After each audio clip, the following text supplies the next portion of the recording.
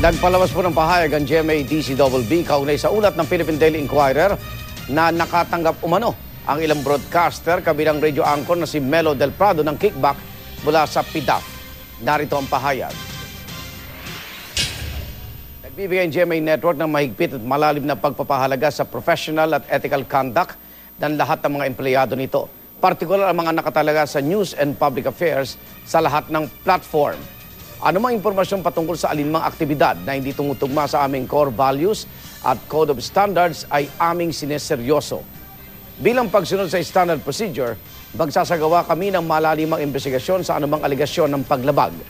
Magkakaroon ng due process at magpapataw ng mabigat na parusa kung kinakailangan.